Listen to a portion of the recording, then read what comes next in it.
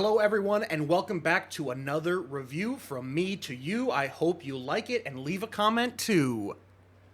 This week was fantastic for suspenseful movies for you, boy.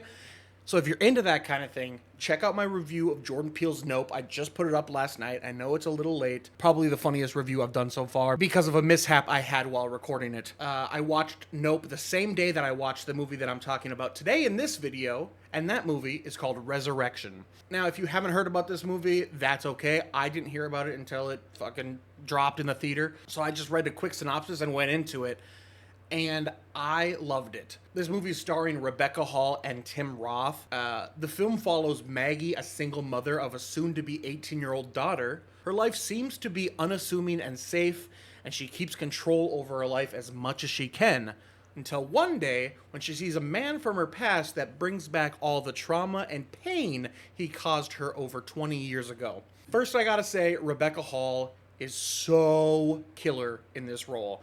I read an article earlier that was saying that she was the real driving force behind getting this movie made.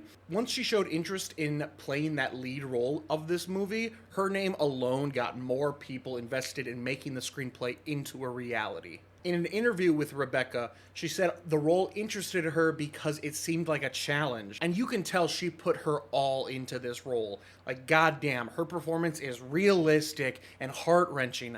And she gives this like 5-ish minute monologue with no cuts in it, like halfway through the movie, explaining her trauma to an intern. And it's haunting, and it is the moment that it really opens up the why she is so afraid of this man. The movie kind of keeps you in the dark in a lot of things, especially the first half of this movie, but as it starts opening up, it gets to be less and less clear cut. Tim Roth plays the abusive character David, and he's so good at being charismatic, so it's hard to tell if he really is the monster that Maggie is saying that he is.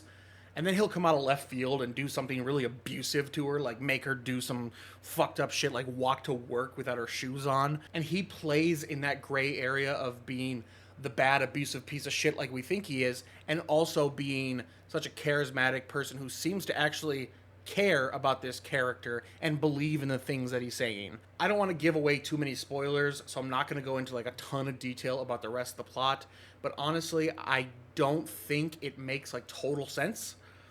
Like, what's real, what is the truth? Maggie doesn't seem to fully know, and it seems like the movie purposefully put confusing parts in the movie to get us in that character's headspace. The other people in the theater while I was watching it were pretty vocal throughout the movie, and that ending, I'm not going to spoil it for you, but that ending had them all going, what the fuck? To me, this movie's saying a bunch about parental trauma, dealing with the uncertainty of your own child's safety, whether that's due to an abusive man or like a type of accident. You can really feel the mother's worry. Without spoiling the end, that might not make a ton of sense to you, but ultimately, this movie makes you think about what it's trying to say. It's not clear-cut, and I absolutely love that. It's not going to be everybody's cup of tea, but I think it was handled so well, with no small thanks to the main performances of Rebecca Hall and Tim Roth.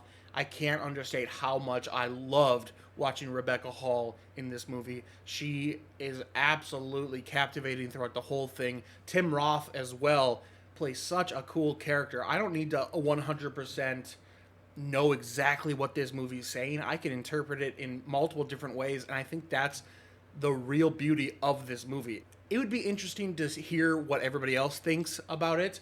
Again, I don't want to get into spoilers, but if you want to message me, feel free. I'll talk about it all day. If you saw the movie, let me know what you thought of it. It is a Shudder original, I believe. Here's my theory. Shudder made this original movie, and they're like, wow, this is actually really good. Let's throw it into theaters. And the budget for promotion, marketing was so small because it was just going to be straight to Shudder that nobody's really heard about it. They're just like, let's throw this in theater and see how it does.